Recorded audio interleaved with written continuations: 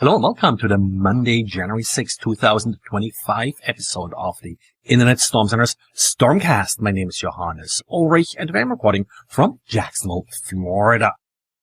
Of course, I took a little bit of a break in the last couple of weeks and made a few changes to the podcast. First of all, there will be now a video part to at least selected channels, initially LinkedIn and YouTube. May do it on X, other social medias as well. Depends a little bit on how easy it is for the particular platforms and also if there is any demand. Don't be afraid. We'll stick also with the audio only format and that'll still have the complete content. So you won't be missing out on anything if you are just listening to it as a regular podcast. But video was one of the things that people were asking for. So I'll give it a try and see if it actually works and is doable with the resources and time limitations for a daily podcast like this. Other little change and also supporting a little bit, making up for some of the added time required here is that I'll prep more of a script. One of the comments sometimes was that I was going a little bit off on tangents or not really displaying and explaining a particular story very crisply. I hope with a script, at least me partially reading off the script, it will get a little bit cleaner, and it also allows me during the day to prepare little snippets to hopefully use them. With that, let's actually look at what I have scripted today. And we'll start with a quick recap of a couple of the stories that we covered during the break in the Internet Storm Center. First of all, Xavier talked about the, I think it's pronounced SweatRAT.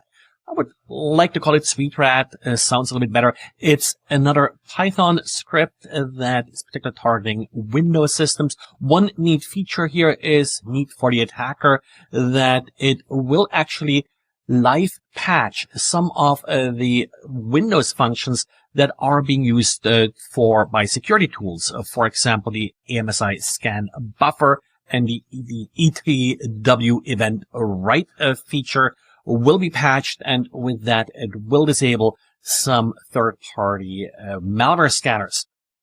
This matters because the attackers are increasingly using Python for malware development and leveraging some of the features, like in this case, to disable and bypass security measures. From a defensive point of view, definitely watch Python execution. Windows systems usually don't need Python, but Python is becoming popular enough where you may have some scripts and such that you need to support that do run in Python, similar like PowerShell, of course. And there isn't really anything fundamentally evil with Python compared to PowerShell. Both have similar feature sets. Next, we have a story again from Xavier about Goodware hash sets. These kind of allow lists can be useful in order to sharpen the results that you get from malware analysis tools.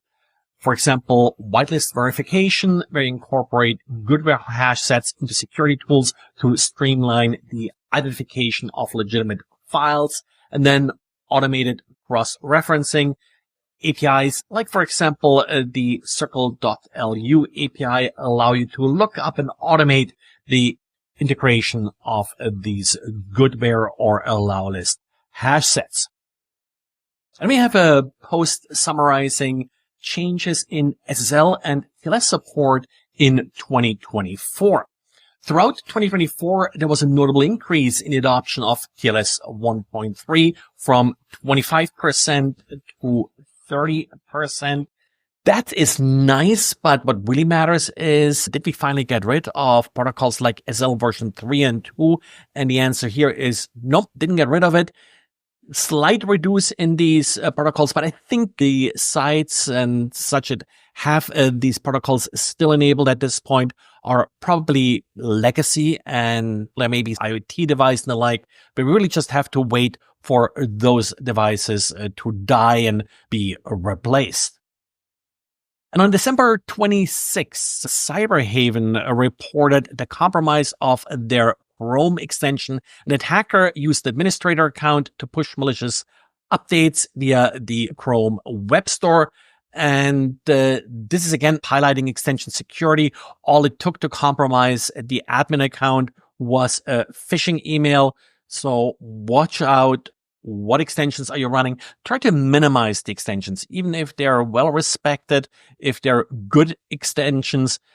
Something like this can always happen. So try to reduce your attack surface. And then vulnerabilities. We do have a vulnerability in the Paessler PRTG network monitor. It allows for network adjacent attackers to bypass authentication via cross-site scripting. Exploiting the flaw could lead to unauthorized access and control over network monitoring systems.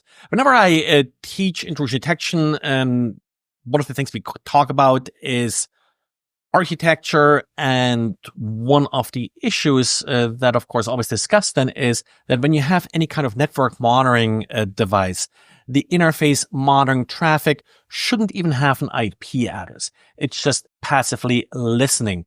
Similar here, the vulnerable part is the web admin interface. So that is what you need to watch out for. And as long as you keep that on a separate admin interface, your admin network, your attack cross-section is quite limited for this particular vulnerability. And we also have, on the more consumer side, new vulnerabilities in ASUS routers. These vulnerabilities allow unauthenticated remote attackers to execute arbitrary commands. These routers, of course, have gotten in the headlines in a more political way lately, with TP-Link being threatened with the sanctions. I always recommend keep once a month router patch day in your calendar. That's where you check if any of your routers at home or at work, and definitely home routers, don't exclude them, whether or not they do need a firmware update. Network segmentation also helps here in that you need to isolate these admin interfaces. And first of all, in particular for the home routers, don't expose them to the internet. That, again, substantially reduces the likelihood of being compromised. That's it for today. Let me know if you like this. If you're listening to the audio only format, also trying to highlight a little bit why things matter and what's of the lessons learned are of the particular stories I cover. One of the selection criteria that I used all along for stories that I cover in this podcast is, do they matter? Is there a lesson to be learned? So is there something educational about this? That's why I usually don't really talk much about just breaches unless there is a more universal applicable lesson to be learned. So let me know how it goes. I know there'll probably be a couple video hiccups here and there. I'll still try to refine this. So thanks, and talk to you again tomorrow.